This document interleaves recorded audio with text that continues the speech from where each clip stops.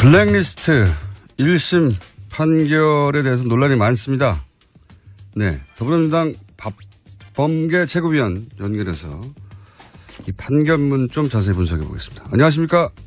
네, 반갑습니다. 네, 판사 출신이시니까 더더욱 관심이 많으셨을 것 같은데 이 판결문이 이상하다고 말씀하시는데 이게 어떻게 이상합니까? 전문가로 볼 때?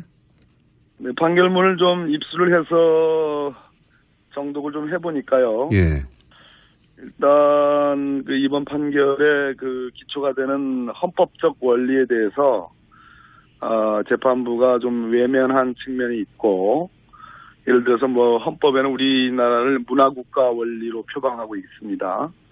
또 평등권의 문제라든지 법치주의, 또 민주적 기본질서, 이런 일반적으로 헌법 교과서에 나오는 법리들을 다소 왜곡하거나 좀 외면한 측면이 있고, 또 하나는 박근혜 전 대통령에 대한 판단과 김기춘 등 다른 유죄가 선고를 한 다른 피고인들에 대한 판단이 좀 모순되는 측면이 있는 거 아닌가라는 그런 생각을 하게 됐습니다. 좀 구체적으로 말씀해 주시죠. 예를 들어서 판결문 내용이 이런 게 있는데 네. 지금 말씀하신 이 판결문 내용은 이러이러한 부분을 어기고 있다라든가 좀 구체적으로 말씀해 주시면요. 네, 박근혜 전 대통령을 피고인으로 이제 재판한 재판부는 아닙니다. 이 재판부. 네, 그렇죠. 이제 물론 공소장에는 이제 공범 관계가 있다고 이제 명시돼 있지만 굳이 판단을 했습니다. 이 재판부에서. 네. 그래서 면죄부를 준 판결을 했는데요. 제가 정말 뜨악한 측면은 박근혜 대통령이 보수의 지지를 받아서 대통령이 된 네. 그런 취지를 이제 설명하면서 네. 문화예술계 지원 사업과 관련하여 좌파 지원 축소와 우파 지원 확대를 표방한 것 자체가 헌법이나 법령에 위반된다고 볼 수 없다. 이렇게 단적으로 써놨습니다. 아하. 그러니까. 헌법은, 우리 헌법은 좌파니 우파니, 진보니 보수니, 그것이 실적법에 위반되는 것만 아니면, 그거를 이유로 무슨 차별을 하라고 돼 있지 않습니다. 그렇죠, 당연히. 민주적 기본질서나 문화국가 원리가 그렇거든요. 네. 진보적 예술인이라고 그래서 차별해서는 안 되는 거죠.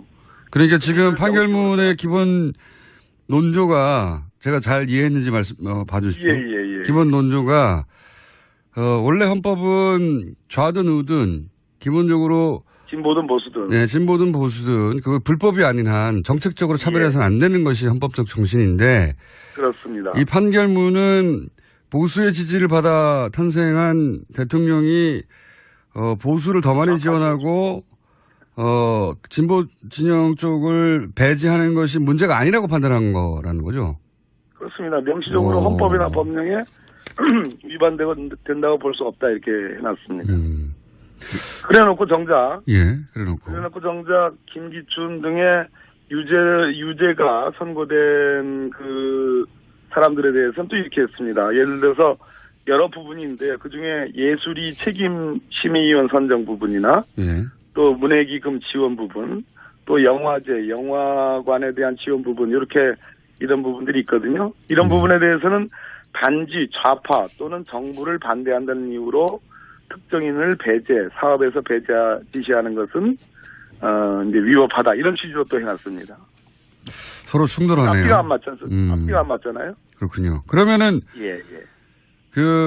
예를 들어서 그렇게 보수를 밀어주고 진보를 억압한 것이 문제가 아니라 그 과정에서 위법한 방식을 사용했다. 이게 문제라고 생각한 겁니까? 이 판사님은?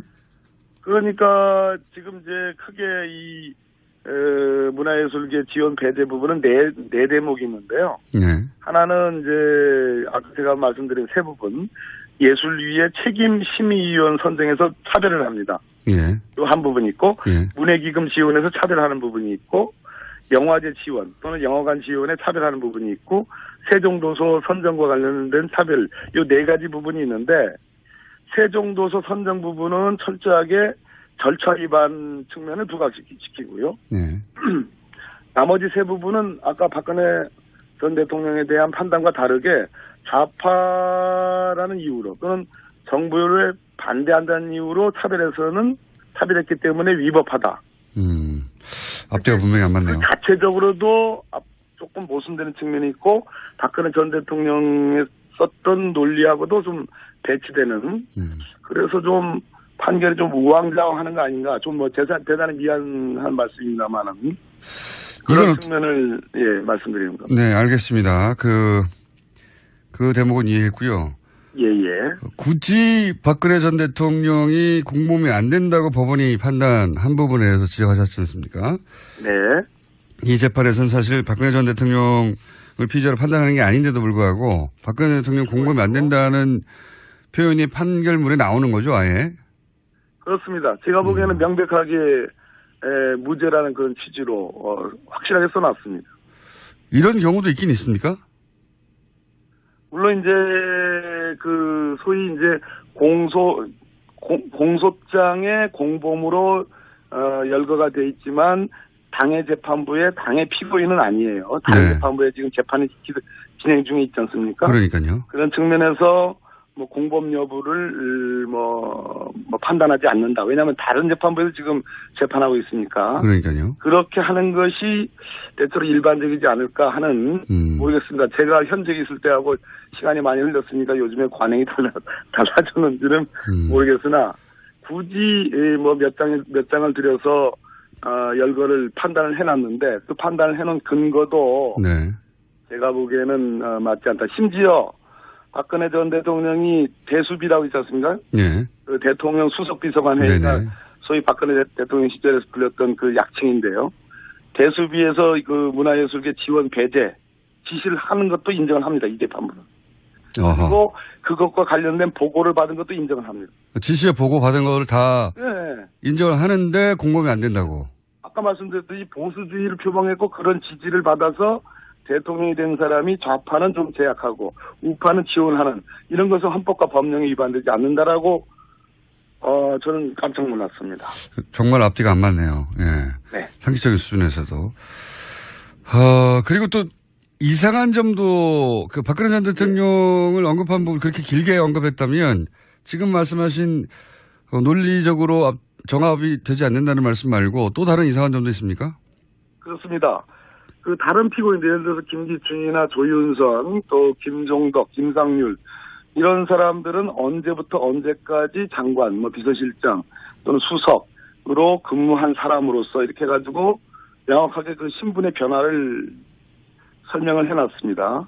그런데 박근혜 전 대통령에 대해서는 대한민국 18대 대통령으로서 국가 원수 또 정부의 수반으로서 중앙행정기관의 장을 지휘 감독한 사람이라고 해놓고 가로치고 이하 대통령이라 칭한다 해놓고 대통령이라는 표현이 써 있습니다. 무슨 얘기냐면 지난 헌법과 법률에 의해서 헌법재판소에서 소추돼서 탄핵심판 파면된 그런 신분적 요소는 단 한마디 언급이 없다. 놀랍지 않습니까? 그러니까 개인적으로 박근혜 전 대통령에 대한 어떤 존경심이 강한 판사분이 아닐까 하는 생각도. 그렇게 말씀하실 줄 알았습니다.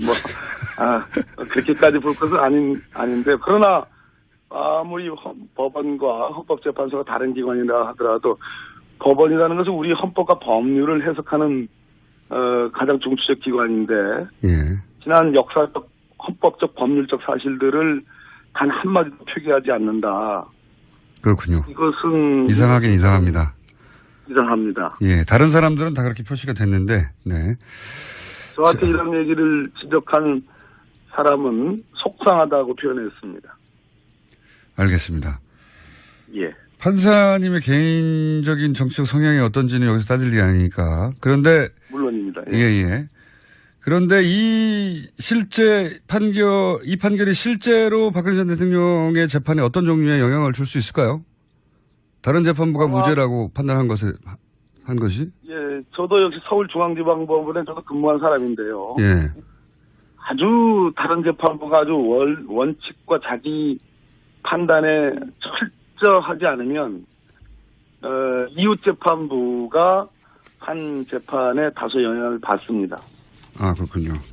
예, 그런 측면에서 우려할 대목이라 보고요.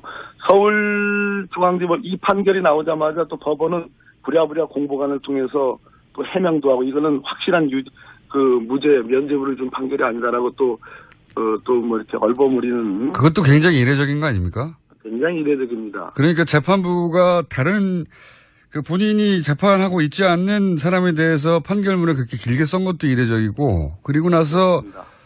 이제 언론을 통해서 그러면 박근혜 대통령이 블랙리스트 사건에 대해서 무죄란 말이냐라고 이제 굉장히 큰 논란이 되자 법원에서 재판부가 낸 판결문에 대해서 그건 아니라고 또 말하는 것도 대단히 이례적인 거 아닙니까? 맞습니다. 이상한 사건이 벌어지긴 했습니다. 굉장히. 그런 사례가 있었나요? 1심 판결이 났는데 그 판결문에 있는 내용을 가지고 법원이 그 판결문의 내용이 확정된 건 아니라고. 그런 적 있습니까? 공보관, 이제 서울중앙지방법원에는 공보관이 있는데요. 예. 공보관들은 그 당해 재판부의 그 판결문에 대해서 좀 보충적으로. 그치, 해설해 주는 경우는 있지만. 해설해 주거나 도와주는 측면에서 공보를 하지,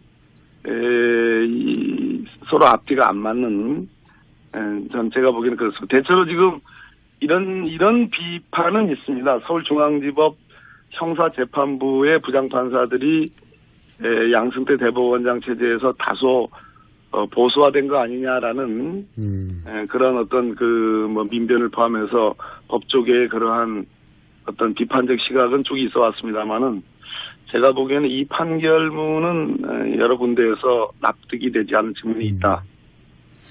논리적으로라도 일관돼야 되는데 논리적으로도 충돌하고 있다. 이런 말씀을 하시는 거고. 맞습니다. 그 지적도. 예. 또 한 가지 제가 이상하다고 생각한 부분은 김종덕 전 장관에 대해서는 부당한 지시를 했음에도 네. 부당한 줄 알면서도 따랐기 때문에 이제 유죄를 선고한 거 아닙니까? 요약하자면? 그렇습니다. 예. 예. 그러면 장관한테 지시할 사람은 대통령인데요. 네. 그러면 대통령이 부당한 위법한 지시를 했으니까 이 논리대로라면 대통령도 당연히 책임이 있어야 되는 것 같은데 그 논리 안에서는 네. 그렇지 않습니까? 바로 맞습니다. 그러니까 잘했다고 해주십시오. 네, 역시 그러다 보니까 김기춘 비서실장을 수개로 본 겁니다. 좀 표현이. 그렇군요. 네, 두목으로 본 겁니다. 박근혜 전 대통령을 빼버리고. 아까 제가 말씀드렸듯이 그럼에도 불구하고 이 판결문 자체 안에도 예. 박근혜 전 대통령이 청와대 그 수석비서관에 의해서 이 문화예술계 배제 지원에 관한 지시를 한 것도 인정하고 그와 관련된 관계자들의 보고를 받은 것도 인정을 합니다. 근데 거기에 면죄부를 주려 하니까 아까 그 참 헌법상의 이상한 논리, 뭐 자기는 보수주의를 표방하는 그런 지지를 받는 대통령이니까 보수를 더 지원하고 진보를 좀 차별하는, 제약하는 그런 거는 헌법과 법령이 위반되지 않는다라는 정말로 그것은 헌법학도들에게 큰 상처를 줄 만한 그런 설치가 저는 가능했다고 보이죠. 알겠습니다. 자, 조윤선 장관 얘기를 5분 남았는데 해보자면요. 조윤선 장관의 경우는 뭐라 그럽니까? 너무 이상한 것이 본인 전임 수석, 본인 전임 장관, 그 당시 자기 부하 직원인 비서관, 그리고 부하 직원인 차관 다 유죄예요. 예, 맞습니다. 어떻게 본인만 쏙 빠져나왔는지 너무 이상하거든요. 그 자체로도. 네. 이 조윤선 장관의 무죄에 대해서는 어떻게 판단하십니까? 일단은 제가 보기에는 심리가 충분하지 않은 느낌이 듭니다. 그러니까 대체로 다른 유죄 피고인들에 대해서는 뭐 철저하게 심리를 했지만 네. 일단 제가 한 가지 더 말씀 좀 드릴 게 있는데요. 김기춘 전 비서실장에 대한 징역 3년에 대해서도 비판이 많지 않습니까? 네네. 근데 그 부분의 양형 이유, 즉 형량을 그렇게 적게 준 이유를 판결문에 써놨는데요. 예. 그러니까 보수주의를 표방한 대통령을 보좌하는 정무직 공무원들로 문화예술계가 지나치게 좌편향되어 있다는 인식에 따라 이를 단기간에 바로잡겠다는 의혹이 지나쳐 범행에 이른 것으로 보인다. 의혹이 지나치지만 않았으면 괜찮다는 얘기네요. 예. 그러니까 이는 특정 개인 등의 사익 추구를 목적으로 국가 권력을 남용하는 다른 국정농단 범행과는 성격이 분명히 다른 것이어서 이를 양형에 참작할 필요가 있다. 아하, 그렇군요. 바로 이 대목에서 이 재판부의 성격이 드러나는 건데요. 즉 민주적 기본 질서를 침해하는 이 블랙리스트 사건에 대해서 다른 뭐 최순실의 사익 추구와 비교했을 때 현재 이거는 참작할 만하다 이런 취지거든요. 네. 바로 이런 인식의 토대가 저는 조윤선 정무수석의 무죄에 저는 바탕이 됐다고 보여집니다. 무슨 얘기냐면 정무수석실은 조윤선 수석 이전 박준호 수석이든 조윤선 수석이든 이 민간단체 보조금 TF를 만들었고 그 뒤에 지원 배제를 하는 대상자 명단을 관리하고 그것이 실제로 지원이 되는지 안 되는지를 계속 점검을 해왔습니다. 네.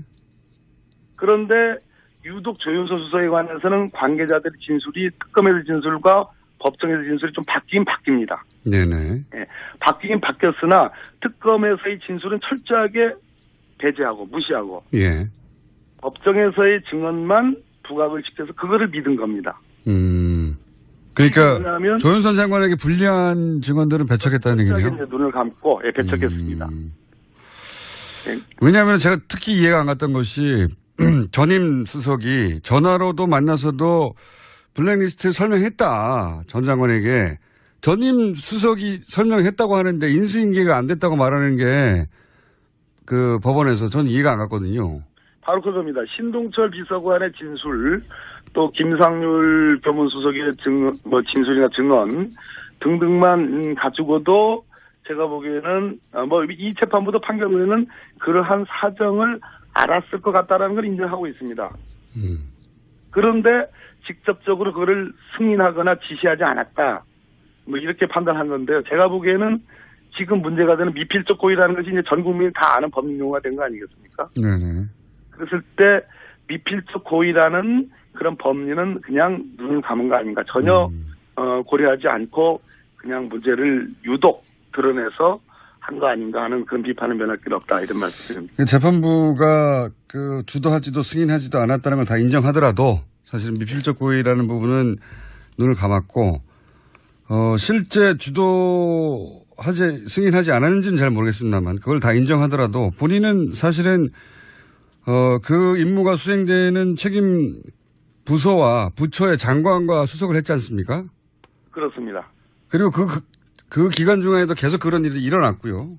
네네. 그리고 블랙리스트가 있다는 것을 알았다는 것까지는 재판부가 확인했지 않습니까? 인정했습니다. 확인했습니다. 네. 그러면은 불법이 일어나는 것을 묵인 방조한 것도 있지 않습니까?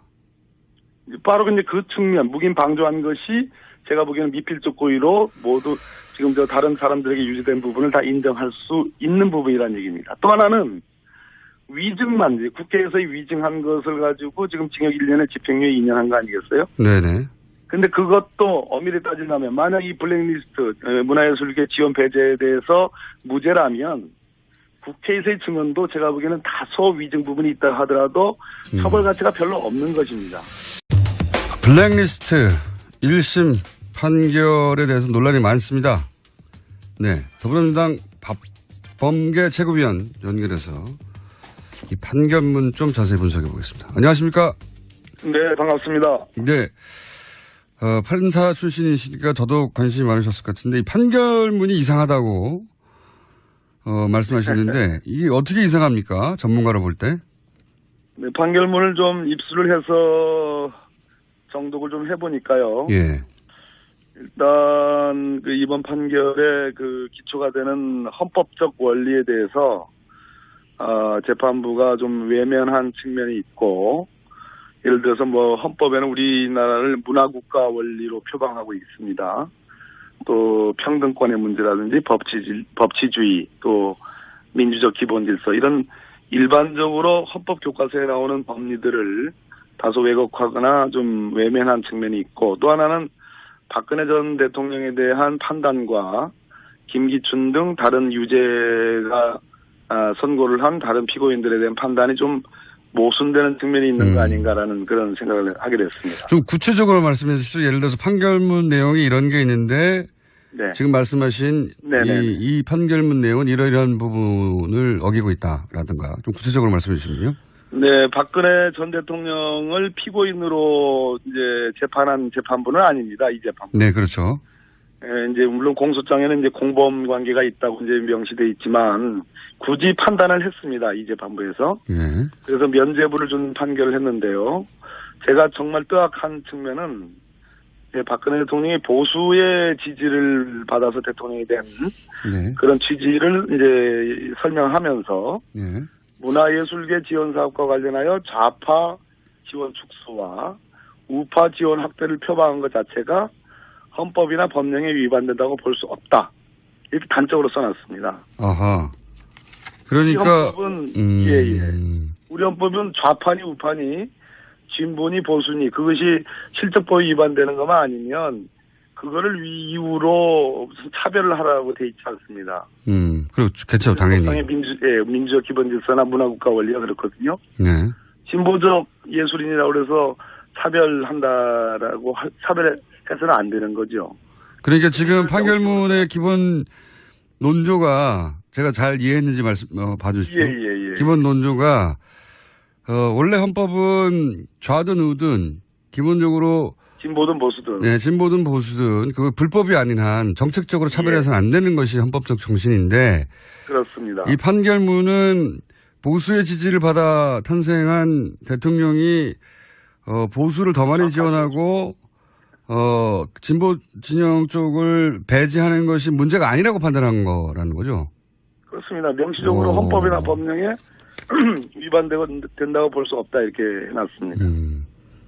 그래놓고 정작 김기춘 등의 유죄가 선고된 그 사람들에 대해서는 또 이렇게 했습니다. 예를 들어서 여러 부분인데 그중에 예술이 책임 심의위원 선정 부분이나 또 문해기금 지원 부분, 또 영화제, 영화관에 대한 지원 부분 이렇게 이런 부분들이 있거든요. 이런 부분에 대해서는 단지 좌파 또는 정부를 반대한다는 이유로 특정인을 사업에서 지시하는 것은 이제 위법하다 이런 취지로 또 해놨습니다.